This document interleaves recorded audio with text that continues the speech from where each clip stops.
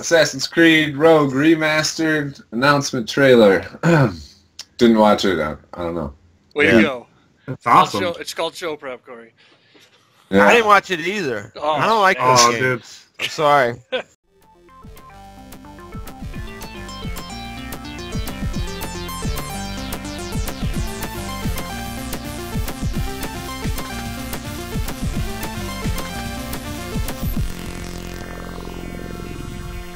Blockhead Printing. For all your custom nerdy shirt printing, cons, parties, or game clubs, this is a full-service, badass screen printing company. Check out blockheadprinting.com. What's up, everybody? What's up? What's up? Skull. Yeah. Comically No, that's Gaming, good. episode good. 87, on the eve of Dirk and Jeff's football teams Crushed. playing each other. And, yeah, Dirk ending up on the losing end of that. They actually used the entire game. They used the entire time allotted for football, not this stopping 20 seconds left and bullshit. No, it was a game. It was. It was a hell of a game. Absolutely. So, besides sports talk, Jeff, Dirk, Dirk. how was your week? Yep, you go first. Oh, it was pretty good. Pretty well. Pretty good. Like I said, I had a bit of talk. Yeah, right. You know, I had other stuff, but I did get some reading in. Let's see. I finally read Snagglepuss #1. How was that? It was pretty good. It wasn't as great as the ad made it out to be. It's not the first must-have comic of 2018. Right. Yeah, but no, it was pretty good. I still like Dastardly and Muttley. So I was better. gonna say, it seems like you were pumped for Dastardly and Muttley, and now you're. Oh, it is. Seems like Great. you're kind of down on Snagglepuss. Well, it's just not as good. I'll put it that way. It was good, but he's sort of based on Tennessee Williams, so that's like the theme that they're going with. Persecution of, I guess a gay man and playwright in the South or whatever. Oh, weird. Do they do like stage left even? They do, but they do it in terms of, it's weird how they introduce the phrase in. I also read Silver Surfer #1. I started on that because I didn't realize that Mike Allred's doing the artwork for it. I've been hearing good things. I think Corey actually talked about Silver Surfer being good. So I liked it a lot. It's very offbeat for a Marvel book, and it's definitely... I love the art. Yeah, the art is fantastic, and it's definitely something they've never done with Silver Surfer. It's very just like fun and sort of, right, easygoing. And then the big news is I read Doomsday Clock #1. Mm. Oh yeah, I read that. Yeah. Did you? No, I didn't. Nate, did you hear about that? I've heard about it. I did not read it.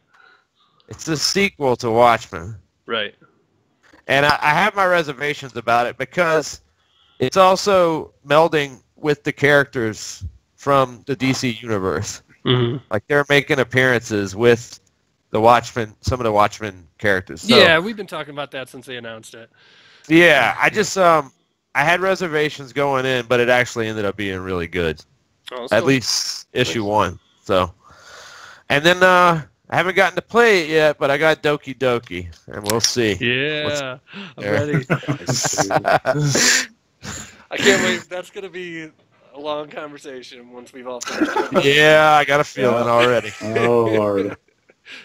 Oh, and we started working on my character for Nate's game. I think, are we going to be, I think we're going with Sea Elves, right, Jeff? The Drow dream has officially been crushed. Before it even got off the ground. It got crushed before it got started. That's more Jeff's dream than mine, but yeah. At least I'll give Kirby a chance. Okay, good. All right, so that's my week. Jeff? Wow. So my week, I kicked off the inaugural GCNC Sunday night stream with Assassin's Creed Origins last week. That was good. And then we played up some Gran Turismo, and Dirk instantly went from loving the game to hating it in about 1.7 seconds. Yeah. And Well, I played some Neverwinter. I played some Neverwinter the other night. Ah, And yes, we did do that. That was great. And we were playing some Destiny. We were Destinying up, doing some Crucible, getting our asses handed to us. And, Not me. Doesn't matter. And someone said that Corey was playing with trash. And He said, "Why you run with trash?" I didn't get I'm still pissed off at that day. I didn't get much reading done this week because school started. So I've been reading boring stuff about management. So yeah, I won't get into that. I picked up couple of vinyl records. I got Steppenwolf Live. Oh, look at you. Did Preston get you going? Yeah. I've been eyeing it. He had the vinyl comment. Are we all vinyl collectors? I'm just starting out. Not really.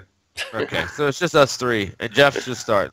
Just starting out. So I got like Fame and you got to get that in Herb Alfred's whipped cream.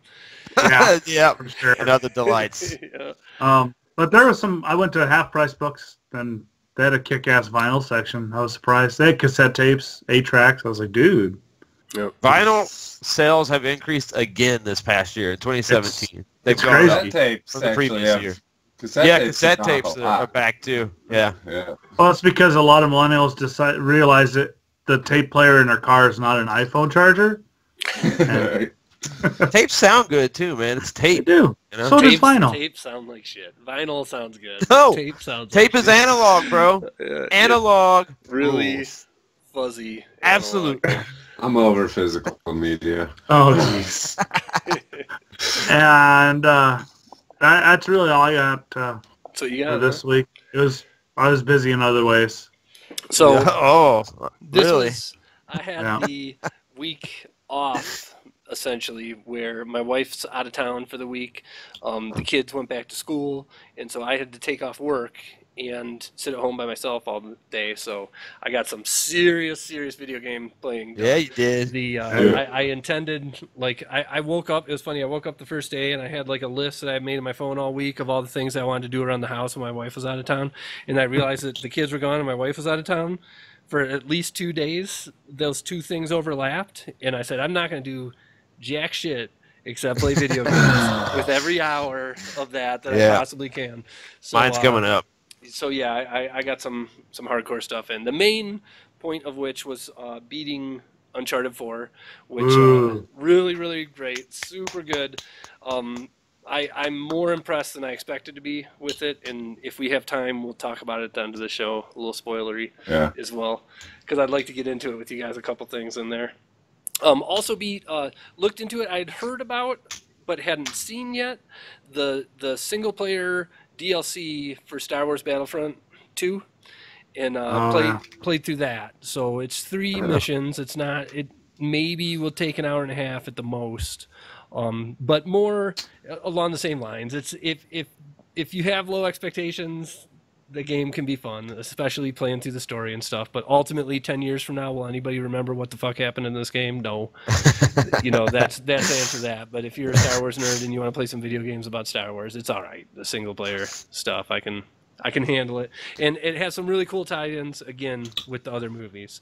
I won't talk about them because they're spoilery, and if you play it, when you get to those moments, you'll be like, damn, that's kind of cool when the stuff happens. So in the old movies and the new ones.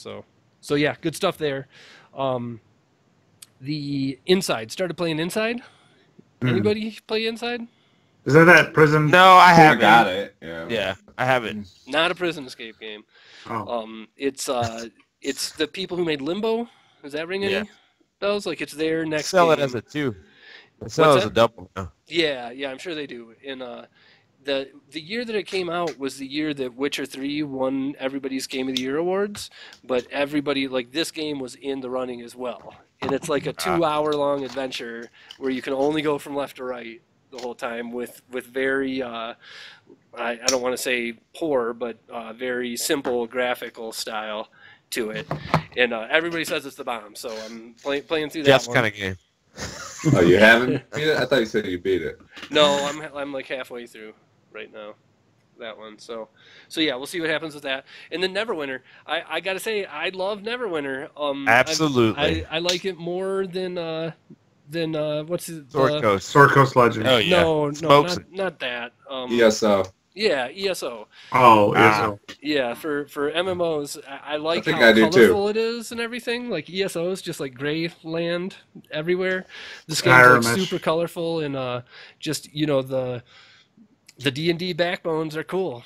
Yeah. Really it's funny really too. dig all that stuff. Yep. Yep. So yeah, digging that. Destiny 2, I'm back on the 21st. We're gonna beat the raid for Destiny 2. So I'm back on the grind. I'm at 315.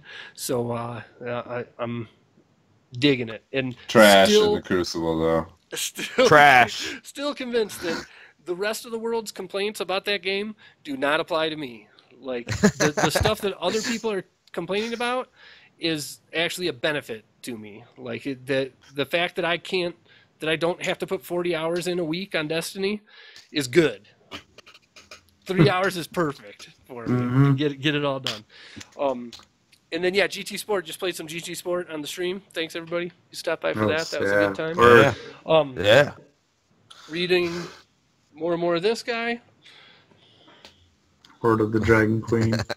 Yep, Horde and, of the Dragon Queen. Matt. Totally love it. That's not Tiamat. That's It's not? No. No, it's not Tiamat. Oh yeah. This She's is got 5 heads or whatever. Yeah, I forget her name. Tiamat has 3, I thought. 5. 5? Yep. 5. I don't know. She's- Yeah. One on for the every co- color, bro. She's on the cover of Neverwinter when you load in. Oh, that's right. That's Tiamat right there. And then, so really digging that. Really, again, just surprised at how I'm learning this week. The more and more that I dig into D&D about how differently it can be played from group to group and from DM to DM, and even from adventure to adventure. Like the stuff from the first adventure that I read through, that was like I'm like, oh, I didn't know that you could do this in D&D. Like isn't even in this book, and this book has different things that are like that. And so, and I don't know if you guys know, this was doing a little bit of research on it. This is the first like published adventure that came out for 5th edition. Oh, So- I did not know that. Yeah, so apparently the guys who wrote it, fact checking squad will have to tell you, they're like OGs for D&D, and it's Perkins? obvious when you Ed Greenwood? yeah, when you get in here and start reading this guy, the varied things that the group gets to do is awesome. It's so cool how much Nice. different stuff is going on in that adventure. So really digging it, opening my eyes more and more to D&D, how cool it is, and just looking forward to the future and playing more and more of that. And then finally, anime night. We're still kicking it every night. Me and my youngest son are rotating through Ajin, Attack on Titan, and Castlevania. What do you think of Attack on Titan? So I'm on the 3rd episode, and I like it enough to keep Violent. watching.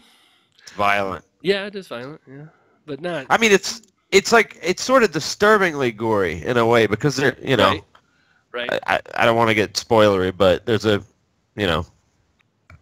things that happen I there. agree. All these kind of are, though, to be honest. Like, it's definitely, it's funny that it's probably the most adult stuff that I've ever watched with this kid, for sure. Yeah. And it even to the point after the first Attack on Titan, he was like, I'm done with that, Dad. And then it took him a couple days to be like, yeah, no, I think I'll keep watching. So, yeah, we're back. I was looking for the replacement for it for a little while. But yeah, totally digging those shows. And can't wait to throw more in the rotation. I would ask other people if you have similar kind of suggestions or whatnot, throw them my way, because as I run out of stuff, I'm going to throw different ones in to the rotation. I do.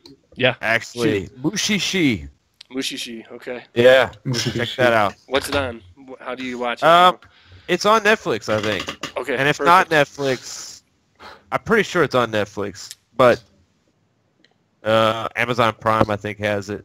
There's just a few places you can rent it.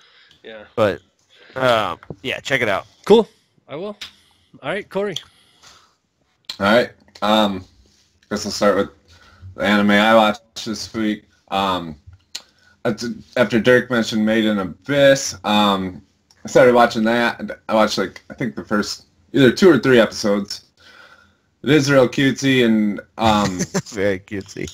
And I don't know. I mean, if you look online, best anime of 2017, it's up there, on all the lists. Yeah. And to be honest, I don't get it yet. And two episodes in, if I'm not hooked, I don't know, I might give up on it. But it's all right. Let me interrupt for just 1 second, dude. We didn't talk anymore about Doki Doki. So I forgot to put it on my list. Wow. I played probably 2 hours of Doki Doki Literature Club, and I got to say I'm deeply disturbed and conflicted, and it hasn't even gotten weird yet. So I want to table the full conversation. I guess it's pretty short, so I want to table the full conversation until I just beat it all. And I think we all should, and then talk about it. Yes. After one of these. So yeah. Anybody in the comments? No spoilers. Yeah. He has no idea what's coming. Yeah. Please. Don't throw spoilers, please. Please. Yeah. So yeah, Made in Abyss. Then let's just No Game No Life. It's called. What's that on? It's The internet. the internet. Okay. You can find No it Game on the No internet. Life. No Game No Life. That's pretty good. That's hard to talk about without spoilers. It's about these really good gamers who kind of get brought into a different world that's all about games. But it's good stuff. But the highlight for sure of the anime I started watching, my buddy at work suggested Miss Kobayashi's Dragon Maid. What? It's so good. It's I don't know if it might be a little adult for the kids, but it's totally about. It's considered slice of life, where there's not a overarching really story. It's just kind of day-to-day things about this lady and her maid, who is also a dragon. And Miss Kobayashi and her dragon maid is who it's about, and what they do in their life, and it's really funny. Check it out. And it's really good. It's only one season, so I'm almost done with it, but really good stuff. Find it on the internet. Nice. Internet. Yep, it's out there. Games. I beat Life is Strange Before the Storm. So, You beat a game every week now. I know. Track. So it's great. It's I don't know if I would say it's. I don't think it's quite as good as the original Life is Strange, but really good. Awesome building on the backstory of Chloe and Rachel. I mean, you hear all about Rachel in Life is Strange, and now you get to see them together. What they did in their times together, and really, really good. Spoiler: they hung out and talked about boys and did angsty things against their parents and.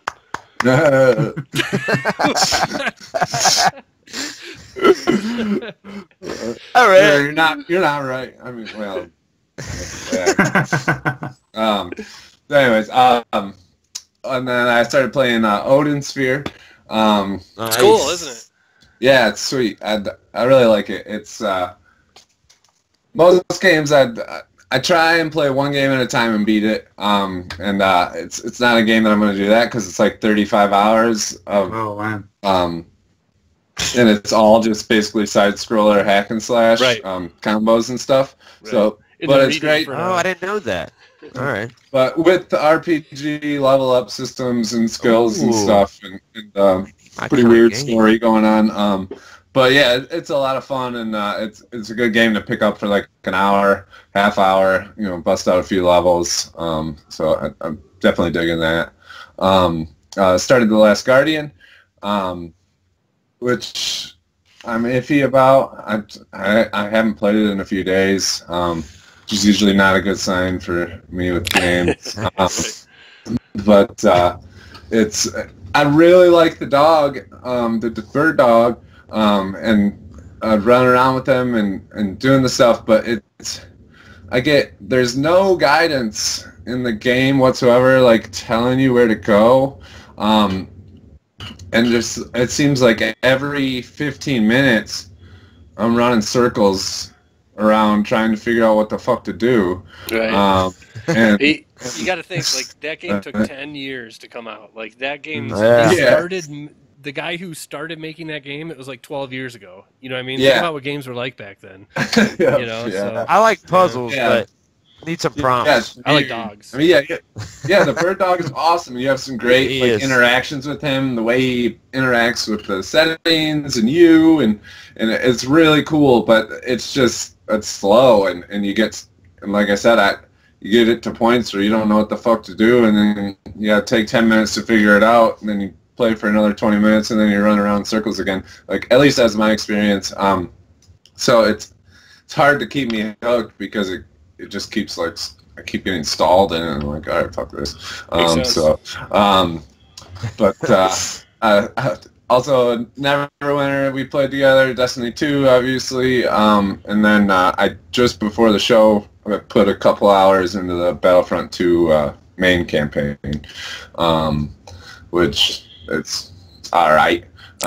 It's we cool. got to talk about it off. Yeah. Spoilery stuff. I was getting frustrated in the space battles, just running into debris and exploding, and then the whole fucking mission starts over again. It's like, god damn it. There's too much debris. Jim said it a while ago. Hashtag too much debris. He's Oh, fuck yeah, dude. For sure. I was like, It's crazy. I almost put it down, and I was like, just get through this level.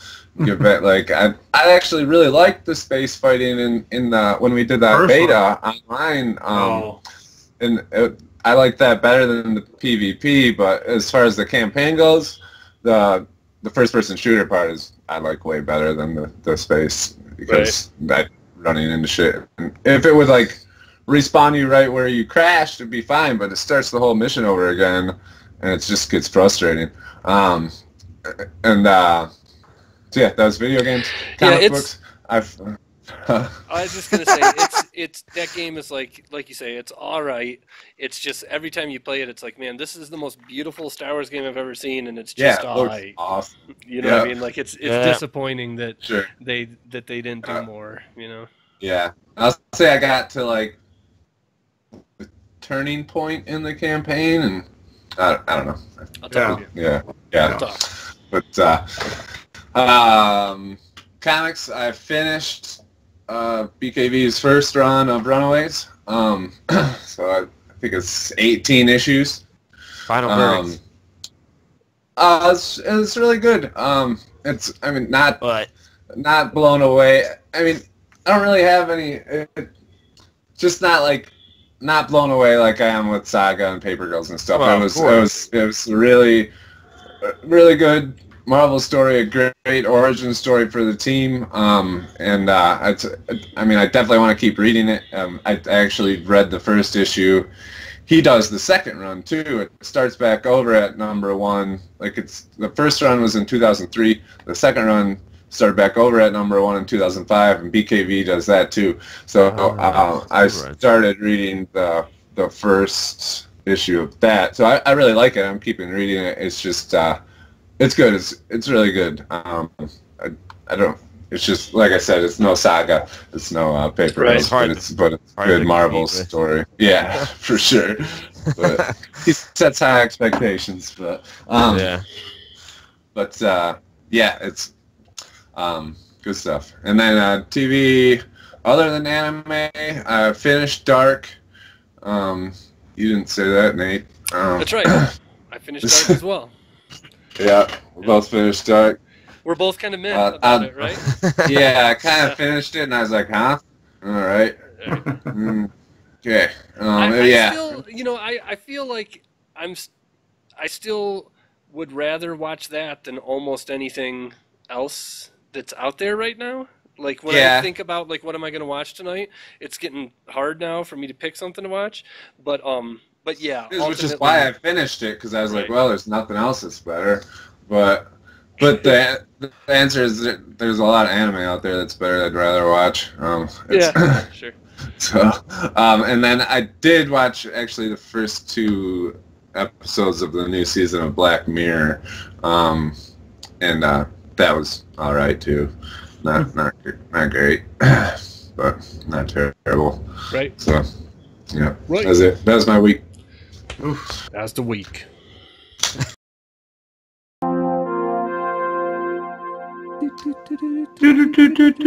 Are we starting? Wow. All right. News of the week. Number 5. Assassin's Creed Rogue Remastered announcement trailer. Didn't watch it. I don't know. Way to go. That's awesome. It's called show prep, Corey. Yeah. I didn't watch it either. Oh, I don't like Oh, this game. dude. I'm sorry. You don't? I don't No. really care about Assassin's Creed. Yeah. It's not that I hate them. I just don't care. I think it's great. I haven't even heard of. I think Assassin's Creed Rogue was one of those that. Assassin's Creed. It was one of those. It was Assassin's Creed, but it was one of those side missions. It wasn't one of the mainstream games. And with them remastering it, I think they're getting. They're going to get better play. I love Assassin's Creed. Yeah, I wonder if I'm going to get a bunch of hate mail. What is it? Assassin's Creed. Listen. Assassin's Creed Rogue. I don't know what it is. Listen, the Assassin's Creed Rogue came out on last gen after Black Flag. After Black Flag, what was the first one here? Was it Unity?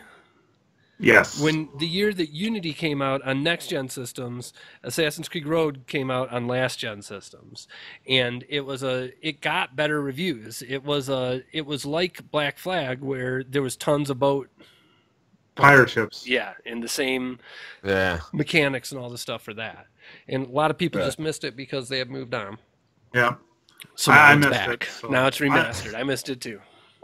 I look forward to playing it. I'll play it. It comes out in March, so. To me, like, this is the most exciting Assassin's Creed for me since Unity, because Assassin's Creed 4 is by far the best one. It's so good. Black Flag. It is. Yeah, I love Black Flag. For sure. Black I love Flag. Black Flag. Yeah, so if this is kind of the sequel to that, then I'm stoked. Well, it looks like, and it looks like just from the trailer, it looks like it's following on with Edward.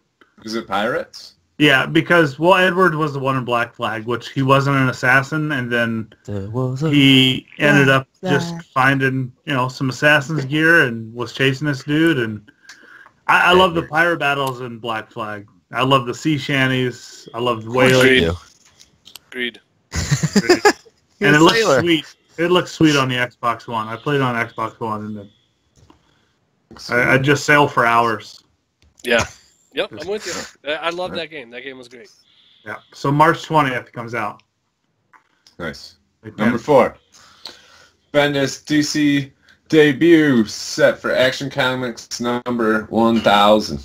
Art by Jim Lee. Yeah. So that's all craziness, right? For sure. Yeah, and it's sort of a leak. They haven't confirmed it yet, Okay. DC. But, yeah, I mean, they just said that it came out at a Comic-Con, a Brazilian Comic-Con, I think. And it sort of leaked out there. But there was rumors that, the big rumor coming from this, the more important thing is that he's going to be getting Superman. That's the rumor. Yeah, no, that's what I'm saying. If he gets Action Comics, that's great. Like, I didn't expect that, right? You would expect him to, like, start working his fingers through, like, the side stuff. You know what I mean? Yep. And doing the Jessica Jones thing or whatever for only Keys of the Kingdom. Yeah, DC. So to start with Superman, that's imagine if he pulls that off. Nobody pulls off Superman. Barely anyone. That's a tough. That's tough to do. Yeah. Hopefully he does, because I want to read Superman, but I agree. It's always pretty garbage. Look, I'll slam Superman stories all day because I feel the same way. But Grant Morrison wrote an excellent version of Superman in All-Star Superman. Grant Morrison's version of Superman is the only one that I've ever enjoyed. Okay. I haven't read that. Out there. Check it out. Nice. Number 3. Kind of big subject here. Nintendo Direct. First Nintendo Direct of 2018. A lot of shit dropped. Basically, all this stuff is their spring lineup for the Switch, right? Yeah. Yep. So, first off, just read down the list real quick, and then we can nail it. Donkey Kong Country Tropical Freeze, Dark Souls Remastered, Hyrule Warriors, Mario Odyssey's Luigi's Balloon World, Mario Mario Tennis Aces, Payday 2, Kirby Star Allies, and Wise 8. Wise 8. So, Corey, you're the Switch owner. You start. What do you think? Donkey Kong I probably will get. It's I haven't played Donkey Kong Country since Super Nintendo, and I loved it on there. So that game's great. Just crazy. Yeah, that game's excellent. I hate that game. That game's fucking annoying. You're just insane, or you have something wrong in your brain. He likes Zelda, but he hates Nintendo. So yeah, I'll probably get that, and you get to play as Funky Kong, who looks pretty sweet. Dark Souls Remastered, if I were to get it, I'd get it on PS4. Hyrule Warriors, I'm not really into those kind of games, but everybody says it's great if you are. Luigi's Balloon World, You were stoked about Odyssey. It's like Odyssey DLC, right? Yeah, but I don't know. Luigi's lame, dude. Luigi's not lame. You need to shut your mouth right now. I don't know. I didn't really. What is it? It's like a multiplayer type thing, right? Yeah. Like, I didn't really watch it. You get to hide the I balloon. really watch it. You hide Mario balloon. Tennis. It could be cool. Yeah, You're not doing headshots with Luigi, okay? It's they can make. I trust them to make fun shit. Yeah, maybe I'll get it if people say it's good. Yeah. My buddy has Mario Odyssey, so I mean, if it's multiplayer and it's good, yeah, I don't know. It's free, isn't it? I think it is. Don't know. I don't know. Pretty sure it is. Yeah. So Free. I think it's a free. Yeah. Well, if you have Mario Odyssey, of course. But, Clearly. Mario Tennis, I'm hyped for. That looks really fun. I'm hoping to at least get some friends to play it. Like, if I can at least talk my buddy into work to get it, so I can have somebody to play against, a friend to play against, then it'll be really good. And the single player looks pretty cool. So I mean, I'll probably get it either way, but looks sweet. Yeah. I would be stoked if I had a Switch. I would be absolutely looking forward to Mario Tennis and Mario Golf. When both of those games, that's what I would get it for. Yeah. All right, Jeff, sure. but I would get it. Payday 2, I have on PS4. Kirby, Wise 8, I don't know what that is. Wise is an RPG that's been going on PlayStation forever. That game is JRPG, on PS4 also. Yeah. Yep. Yeah, I feel like, Corey, the kind of abbreviated version of what you said there is the new games that they announced here is Kirby, Star Allies, and Mario Tennis. Yeah. Right? Every other game there is just a re-release. Either on a different system or a re-release from Wii U. Yep. But that said, even with the re-releases, that's a pretty strong title. I will for sure stand behind Hyrule Warriors. That I don't like those games that much. That is by far my favorite one of those games that I've ever played. It's the I don't know if it's just the Zelda lore, but it feels like that gets me in the door, and then all of a sudden I'm going on these missions that are all Zelda-centric story missions that I like a lot. I just feel like Zelda was kind of lame. So if I don't like the Dynasty Warriors game, Zelda can take out Luigi any day of the week. So yeah, that I do want to play Dark Souls, and Payday 2 was fun. Also, but Dark Souls you remastered, you would get on the PS4, right, with better graphics. Yeah, no, but I'm just saying, if somebody only had an Xbox One and a Switch, I'd buy that. Well, it's on Xbox One too. Oh, is it? Well, it's on everything. Whatever then. Yeah. If you only have a Switch. Yeah, I feel like the rest of those games, while they're just like extra things to say that you're releasing, even though you're not releasing new games, that it's a good batch of them. It is. To be honest, Yeah. Yeah. It's varied and whatnot. So, yeah. Jeff, Dirk, what do you guys? What's your opinion? I don't have a Switch, so Yeah. I really can't say. I got to focus on one thing. I would play. I wouldn't get it for fucking Donkey Kong. That's retarded. You're nuts. Or Kirby. I focus on one thing, but you always got to be paying attention, right? Because you might get a Switch for $100 2 years from now. I am gonna What's get the one, best yeah. shit? Yeah, right. Maybe, yeah. You got to keep your finger on the pulse, Jeff. I'm eyeing it, but it's not top of my list. He's just playing Eve there, like, yeah. Yeah, that's it. He plays Eve. I love Eve. All right, number 2. Number 2. Let's scroll back up. So, yeah. This is my number 1. Cyberpunk 2077. Beep. Yep. So, yeah, first tweet on their official Twitter since 2013. Shit's happening. It's a beep. Project Red in the house. The machine has turned on. Yeah. So right, man. Totally awesome. I mean, that's all there is to that news. They tweeted beep. Yeah. They tweeted the beep from an account that hasn't been used in years. I almost didn't go for it because it was just that small of an item, but the hype is real. It is. Real. I feel super excited. I started like looking at Witcher stuff again and playing it, and I was telling Corey the other day, I feel like I need to buy the deluxe version of this just to give CD Projekt Red all of my money that I can possibly give them. Yeah. Because I right like up front. how they do this stuff. Yeah, right. Their approach to the consumer is way beyond what anybody else does at all. Yeah, for sure. And I mean, I'm ready. If it's like a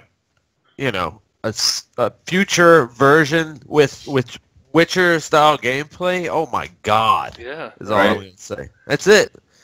I'm done. Yeah. Take my money. It's gonna be great.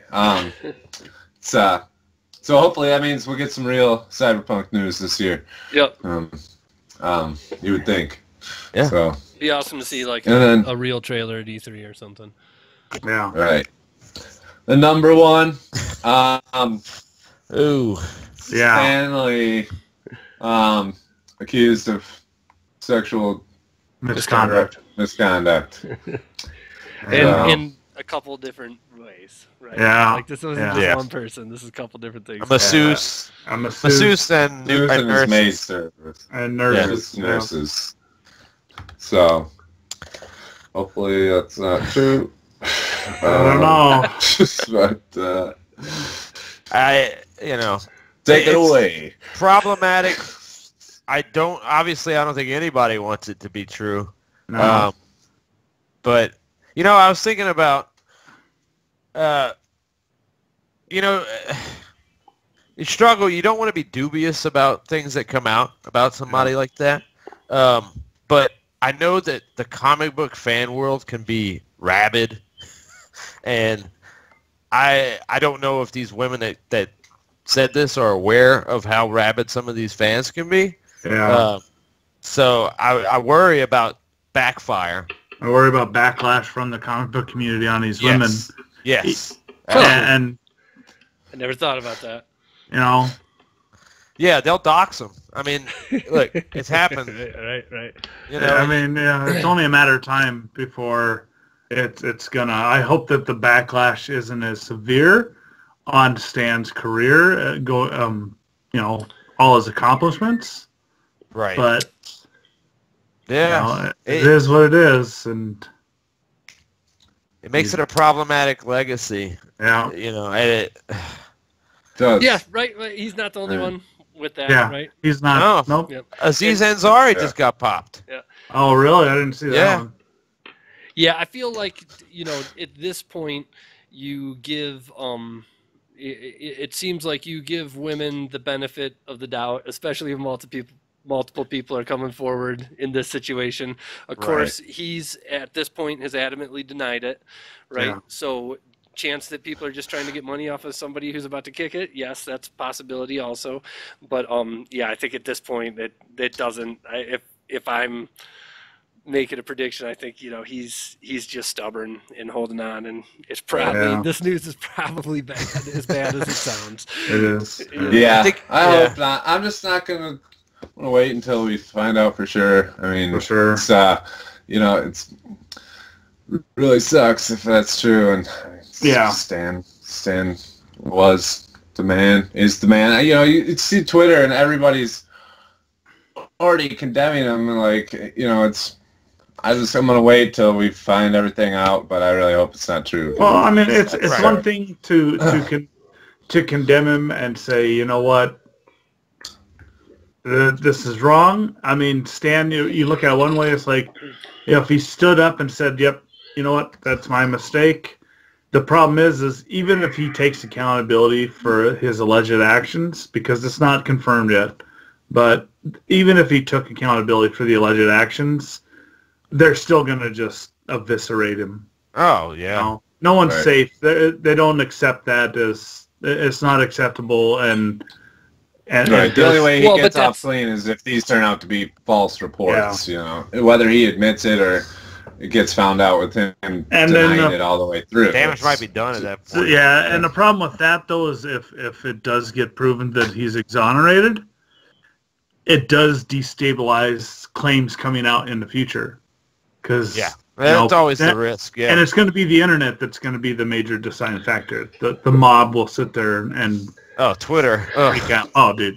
Well, but that's not what you said there, Jeff. That's not the approach he's taking. He's saying nope. No, he's not. He's standing strong that he didn't do this. So then, if it gets proved that he did, man, it makes him seem even worse. And then you got to think for the guy being 95 years old, still, and Disney's not going to let him keep being in the movies and things like that. You know what I mean? If this goes wrong like that, so I feel like they might just pull him. I think at this point they're going to pull him. I bet you they've already. Well, we'll see. If the way that he's totally standing his ground here, they could stand behind him too. It didn't say they believe him. You know what I mean? That has I don't quiet sense, and that's why. I don't think they're gonna do that. I don't see Disney doing that because I don't think they would do that either. But that's what sucks. I think them being quiet in doing this it's the same thing as doing that. Them being, and they haven't kicked him out yet, and I think that's the same thing as standing behind him. Yeah. They might do it quietly though, and just erase it. I bet who's going to say that they already haven't removed him from Infinity Wars? Well, yeah, that's what we'll see. That's what I'm saying is if they just don't say anything and he's in the rest of these movies, then I see that him standing by him. Right? Yeah, we'll find out. Yeah, in a couple of weeks we'll find out. And I think they're going to cut him. I mean, it's too hot right now in the industry, and specifically the movie industry. I'm just saying that they haven't done that yet. Right. And this story isn't new.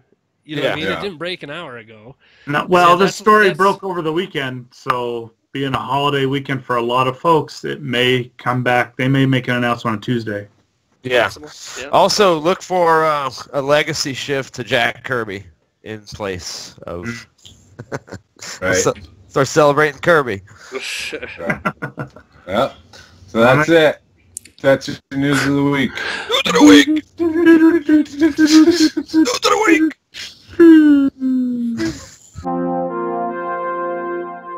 Goal. It's gonna be that kind of week. Welcome back, everybody. We've got some special guests this week. The guys from Digital and Dice Podcast. Thanks for joining us, guys. Hey, how's it going? Welcome up. Yeah, everything's going great. Take a minute and just kind of tell our audience what you guys do, what the whole spiel sort of is.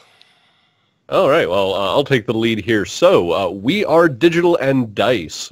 We have been doing kind of gaming podcasts for the past 4 or 5 years or so. It's a couple of years. But we've kind of evolved since then. We started with podcasting. We jumped into YouTube to start doing like Let's Plays and gaming videos. And then we decided, hey, well, why don't we put our podcast on YouTube? And we started live streaming it with an audience. And then we decided that, hey, maybe we can do more stuff with it. So we're branching out, and the Digital and Dice has become less of just the podcast, and has now become a brand that we're using across multiple projects. Like the mighty Yggdrasil, we branch off to separate worlds. Yeah, World Tree. that's cool. I mean, we've got a similar story, almost the opposite. Like for us, just the equipment that we had on hands made YouTube easier on day one, and then we slowly branched out now into doing an audio version and whatnot. So yeah, interesting. So where obviously Digital and Dice, I've been listening for a couple months now, and RPG and video game. Like, is there other focuses or whatnot? Like, is if talking to somebody who watches our show who's never even heard of you guys before, what do you talk about on yours? Our podcast is primarily talking about video games, board games, movies. We generally focus a lot on kind of I'd say more of the concept side of it rather than just talking. We don't do reviews, really. We very infrequently talk about one specific game, but we go into like, if you're going to be running a Dungeons & Dragons game, we want to be telling you, like, hey, if you have a problem player, here's how you can deal with them. Or do you want to include a villain in your game, but you don't know how to introduce them or how to make them a recurring villain, which is what our previous show this last week was, which will be releasing Monday the 15th. So that one's going to be about talking about how you can introduce villains and how to make a recurring one that won't anger your party and things like that. So a couple kind of ongoing series. Like, yeah, our GM 201 series is kind of advanced dungeon mastering from someone who's been playing D&D for over 20-something years. Many much years have gone into this. Nice. Yes. Yeah. We have the Lady Crass, by the way. She's off camera off that side, who does a vast majority of the art for our show. Nice. Oh, She's why we look good. Not our faces. That's No, awesome. not the faces. No, that's great. So part of, it's funny, we have varying degrees. I'm like brand new to Dungeons and Dragons. I'm like the 41-year-old dude who wanted to play it his whole life but never had the right group of friends, and then finally learned how to make it happen. And now it's like, it's way cooler than even I hoped it would be. And so I'm straight it is. Yeah, I'm devouring all the books and all that and whatnot. And those types of episodes are the ones that I've really been enjoying the most. Like I forget, there was one where you talked about, like, it was like the beer and pretzel games, I think. That's episode 126. Okay.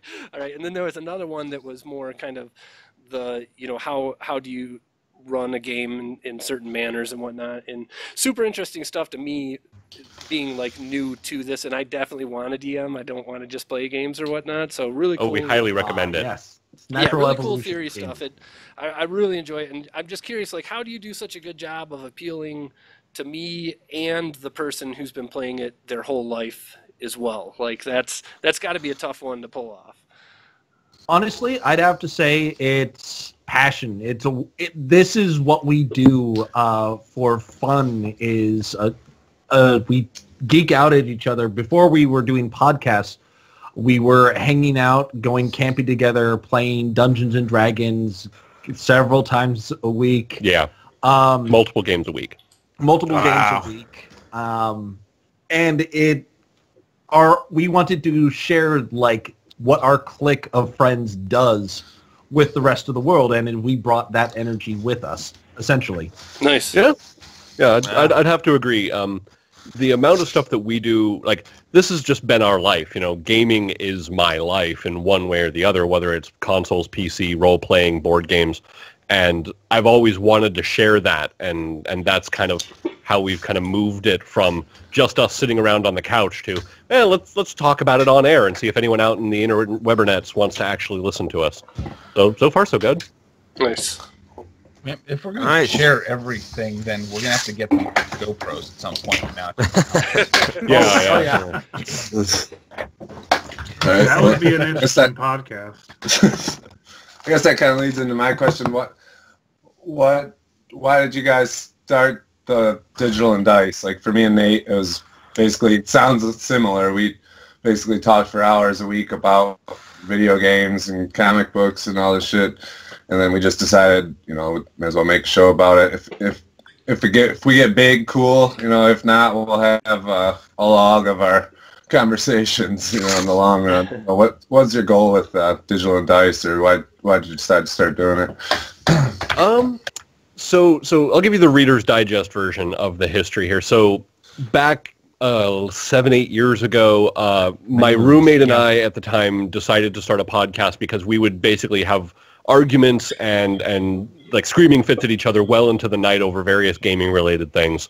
So we started the Gaming Disquisition with Sam and Mark, and we ran a good 70 episodes of that. And then he ended up moving to Wisconsin, and when he did, and when he did, he respectfully requested that if I am going to continue podcasting, that I do it under a different name, because it was like a band. You break a band up, you don't just keep going with the same name. You start something fresh. Yeah. So if you're Norwegian death metal or not, but right. Yes. Yeah. So we basically, I'm sitting there going, okay, I want to continue. And one of our guests we had on a handful of shows was like, hey, I'll do it with you if you want. So then me and my co-host Brandon started Digital and Dice. And at the time, it was just kind of a continuation of the old podcast under a different name. And we went for about 70 episodes before Brandon moved off to go do his own thing, to which I then incorporated Brian and Justin as my co-hosts. And they've been here for the past 60 episodes. Steven came along when we started doing YouTube, because he's got soundboard experience and he likes games just as much as the rest of us. He's just not as vocal about it. Yeah, pretty much. I'm kind of quiet. Which is why he runs the board. Sure.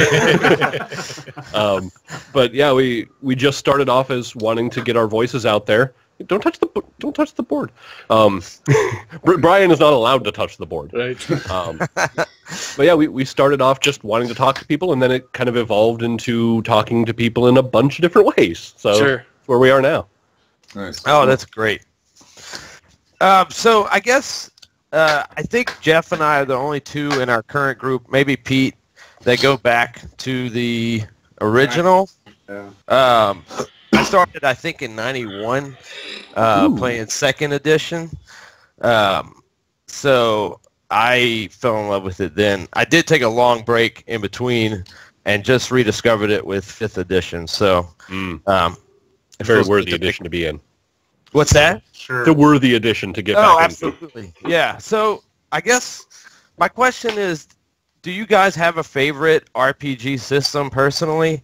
And then out of that system, what's your favorite campaign setting? Ooh. Oh. Who wants to take this one first? I'll take the first one. I have to say, it's been a little while since I've played it, but I still absolutely adore the Dark Heresy game and play setting from Warhammer 40K. The whole percentile-based dice made it super easy to get someone who is just like, oh, well, I want to play an RPG. Well, sit down here. I've got something that's got super simple rules and grim dark space. Wow. I haven't played that. It's a mighty fine one. If you like Warhammer 40K or its fluff, getting to just play this very gritty, if overstated in a little ridiculous world setting, it's great. Unlike most systems, a critical hit can cause your character to lose arms, legs, bodily functions. Yes. It's good times. Oh, the maiming. The maiming. Steven, I'd say of all of us, you are probably the newest person when it comes to role-playing just in general, which is weird because you're also older than most of us. Yes, yeah. But within the group, yeah, I'm the oldest one at 36. Yeah. So you've got me there by a couple years. Way to make it feel old, man. Thank you. Me too. Me too. The system that I've really enjoyed playing with is Star Wars Saga Edition. Write it down. That's Nate's area. Yeah. Yeah, I was going to say Nate should be jumping on that like a bum on a bologna sandwich. Saga Edition is one of the best, if not the best, version of the Star Wars role-playing games. Yeah, you got some fun customization, and whereas a lot of history and lore for Star Wars isn't really necessary, it is really helpful. Cool. Nice. Yes. So you can learn how to talk like a Gand. Indeed. My Now, personal is that a favorite. band with lungs or not? The culture is actually the same. They don't actually. Yeah, I'm gonna let you finish, but I got an answer to give. Yeah. So, because he'll go on for literally hours about GAN culture. Yes, he will. Let's So see. dynamic. If I had one, slight bit of a cop out, but 5th edition so far has easily been my favorite system of Dungeons and Dragons and role playing. Because of how easy it is to get new people into, how robust the system is, how vague it is when it needs to be vague, but specific when it needs to be to make things work. Absolutely. It's a gateway system. Yeah. I will still put it down on paper 100%. 4th edition has the best combat system of any role-playing game ever made because of how very specific and how it's designed to be used on a grid and everything involved. 4th edition, still best combat system. 5th edition, better overall system. Gotcha. As for setting, I've been working on a campaign setting for many years now. And it's just kind of like, what, 15 years? Yeah, give or take. It's growing and slowly getting more and more stuff to it. And when I get tired, I just say, I'm going to make a new continent on my same world and then incorporate it into the rest of it so that someone from one game can eventually be involved in another game elsewhere in the world somehow. So that's pretty much what I go with. Yeah.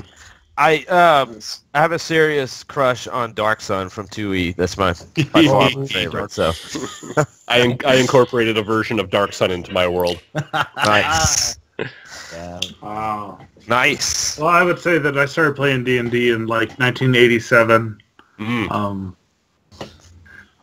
So mine's more of a technical question. I was watching a couple of y'all's YouTube streams, and what do you use besides streaming to YouTube? What do you use on the back end for your podcast, your audio equipment? Y'all got a hell of a setup with that soundboard. Yeah. Oh, yeah. That's nice. I actually have a diagram of that somewhere around here where our setup is. It's a little hodgepodged, but let's see. We have the board itself is a Behringer Xenix UFX 1604 USB 16-channel multi-track outboard. So that allows us to put all of our individual mics into their own track in Audition, which has helped immensely.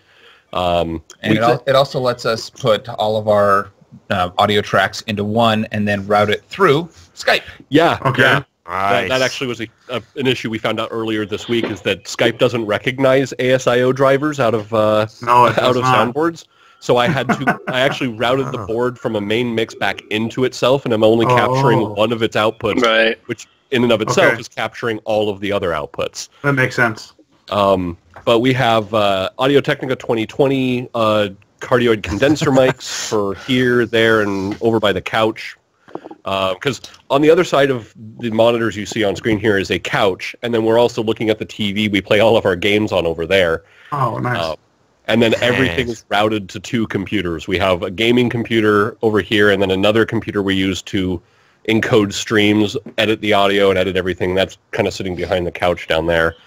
So, and then everything routes its sound through the soundboard. So all of the computer out comes through here, and I can change all of the settings for any game I'm playing, or if I was recording a Skype conversation, it comes through on these, and I can adjust the EQ live with that. So it's hodgepodge, but it works. Nice. Amazing. Okay. Nice. That's awesome. That's awesome. So we put out this community question every week, and we're gonna ask you first, and then I'll read comments from our Facebook community. But basically, what we put out is what do you attribute the explosion of success of tabletop RPGs in the last few years? Because Critical Role. Yeah. Oh yeah. Okay. That's it. I mean, period. End of story. It is very. I'm not to jump in and interrupt you there, but no, go ahead. Yeah, legit. One answer to that question is because of Critical Role. We also had a side answer from Lady Crass, Stranger Things. Also, Stranger Things. Yeah, because of Stranger Things brought D&D back into being cool.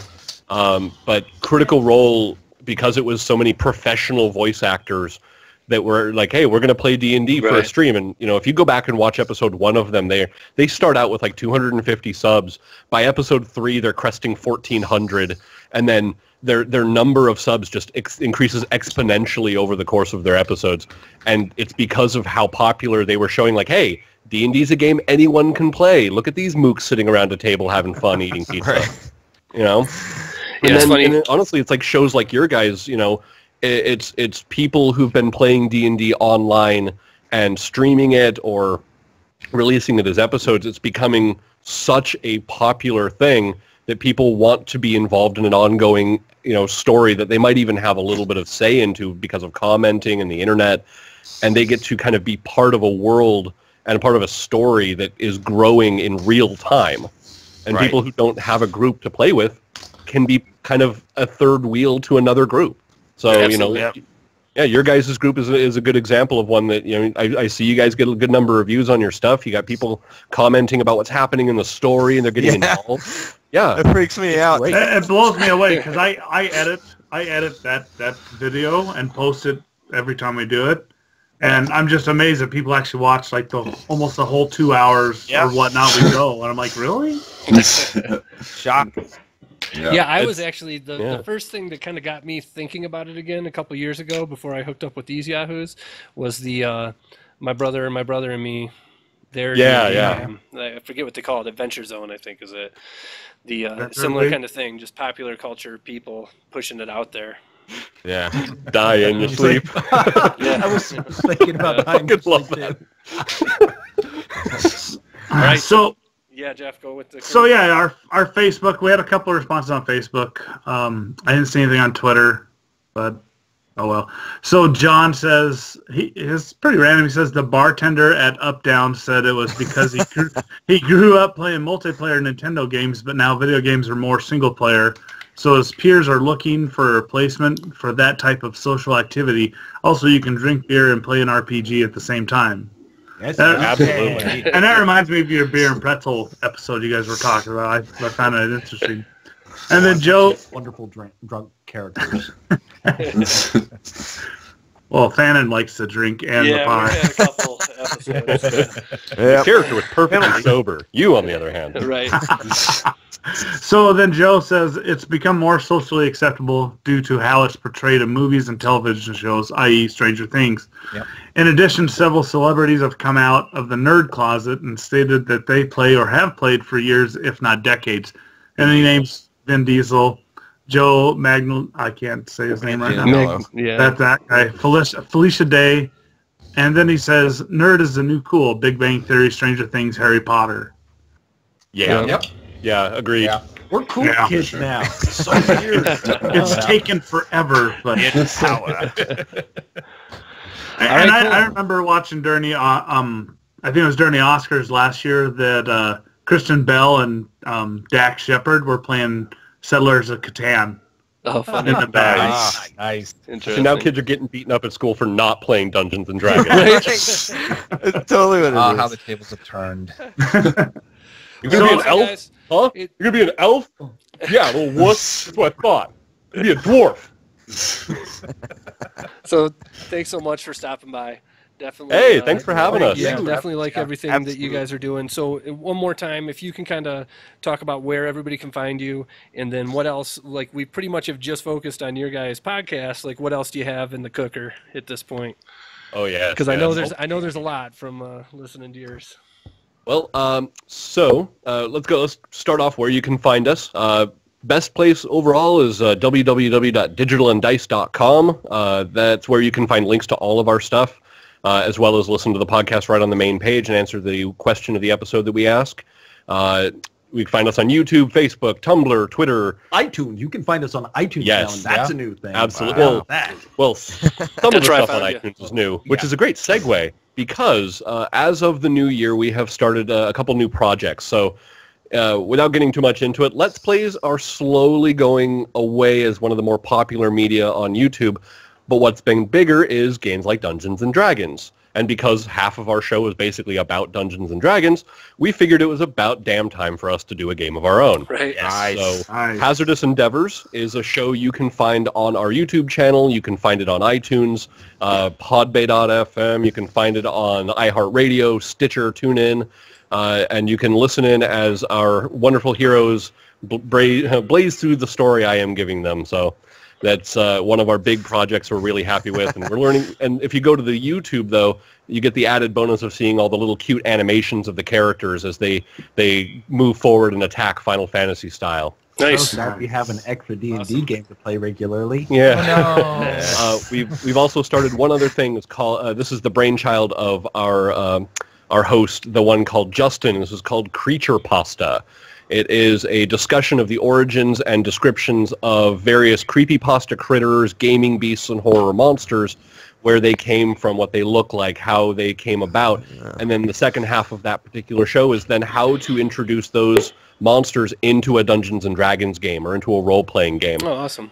Our first episode was about Slender Man. So if you want to know where that came from and all that, and then a kind of a campaign idea of how would you include Slender Man into your role-playing game, whether it be futuristic, modern day, or fantasy. So those are our big new projects that we've started, and they're only just getting rolling. Can I ask what's next after Slenderman?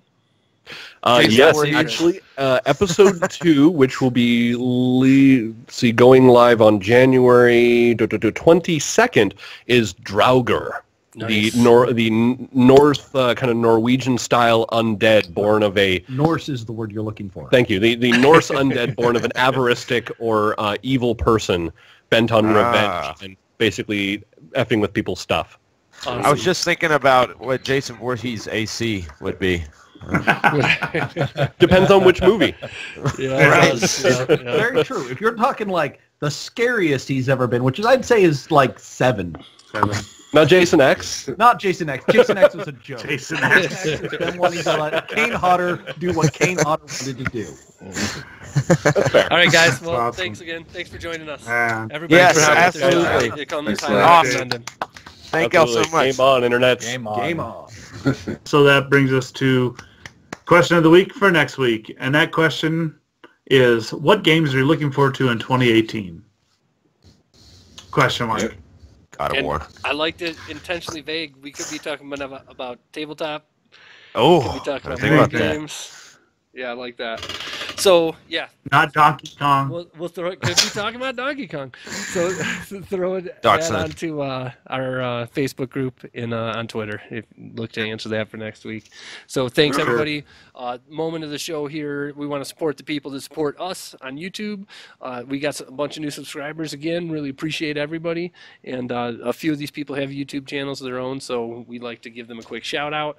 Put links to their channel in the description below this video. If you're listening to the audio version, just pop over to youtube.com/GCANDC. Go to the description of the video and subscribe to these people, please. They're all good stuff and supported us. Yeah. Let's throw that love back. So I'll just start off. This is actually from last week.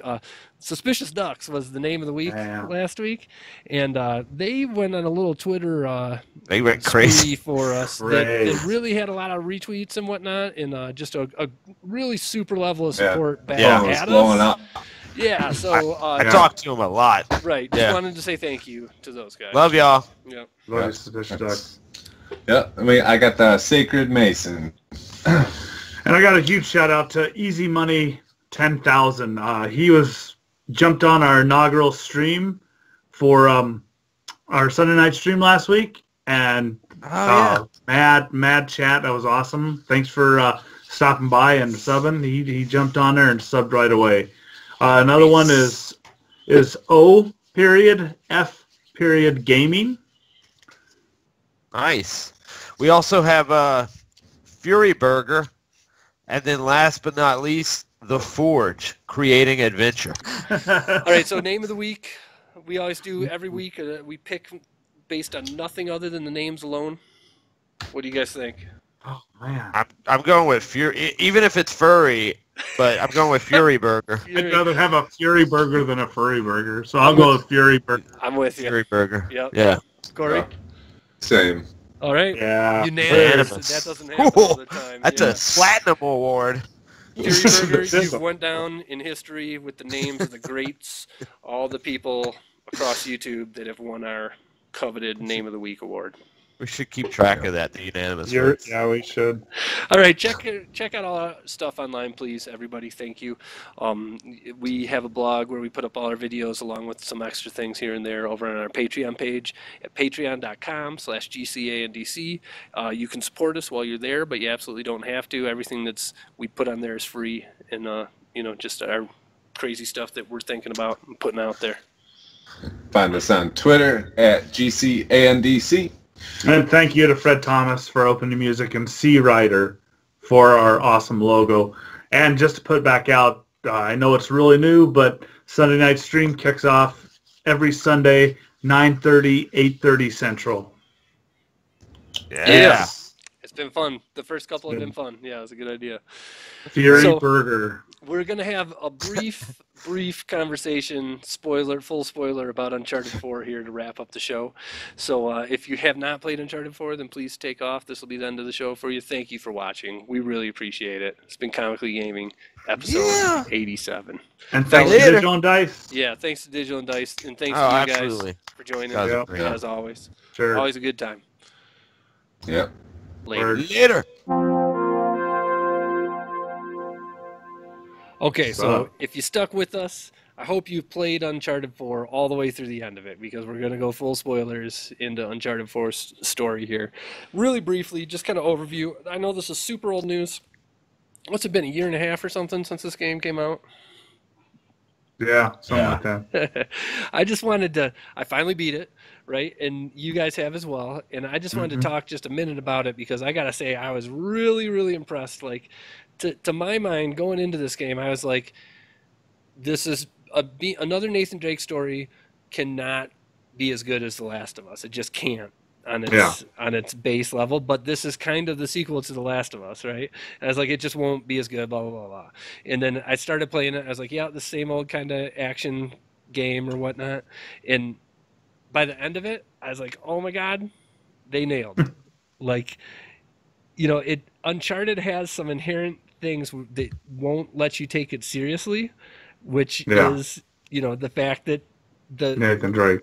Yeah, Nathan Drake. The point of the game is walking into rooms and just being a mass murderer with a machine gun of, you're John Rambo when a fight breaks out, sort of thing. And then to turn that into like the Indiana Jones action stuff. And let's just face it, the jumping is ridiculous looking. Yeah. But but Naughty Dog is clearly masters at storytelling. Yes. Right? Like, yeah, they are. Yep. They somehow took that ridiculous premise and made it so that I didn't care at all, because I'm so invested in those characters, in their story and whatnot.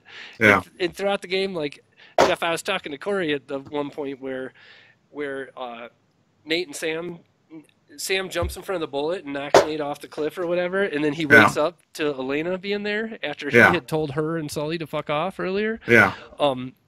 She didn't have to say a word, and I was just like, oh my God.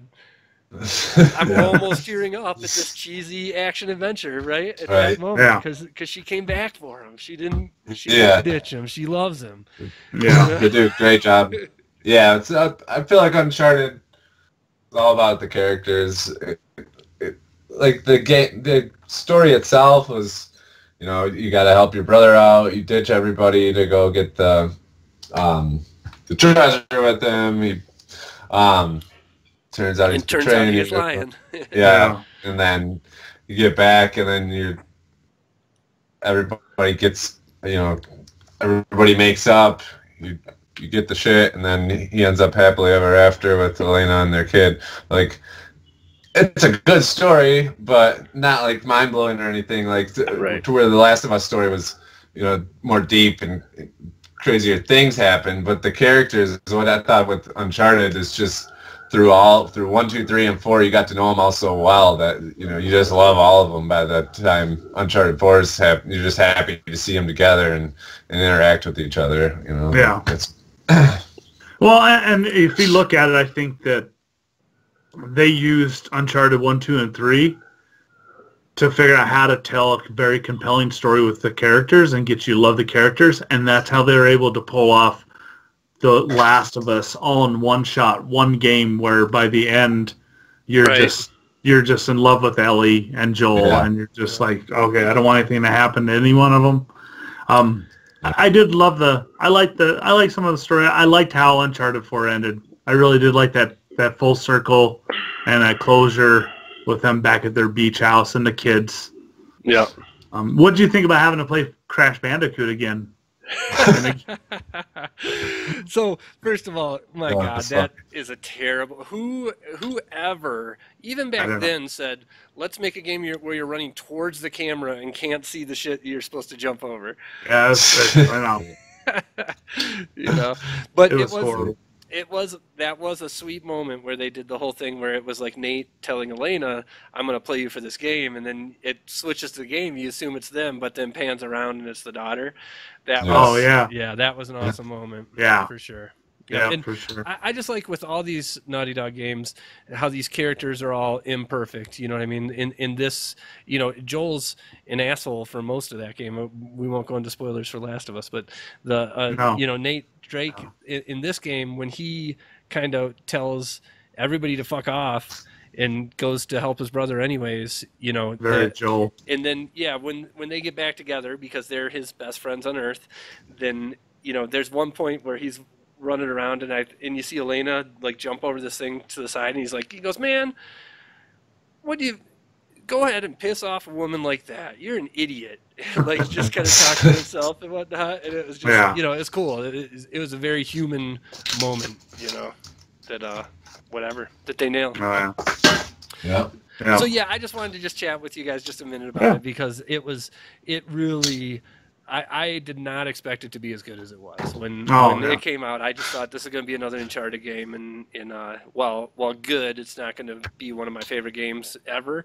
And I feel like at the end of this, I had the feels so many times during this story that it is. It's in my maybe top 10 for sure. I got to sit down and think about where it goes. It was number 3 for my year, but I'd probably put it in my top 10 or close to it as well. All the time. It was awesome. Great game. Yeah. Cool. All right. You guys have a great week. Thanks, you too. Everybody else, thanks for watching Comically Gaming, episode 87. Peace. Later. Later.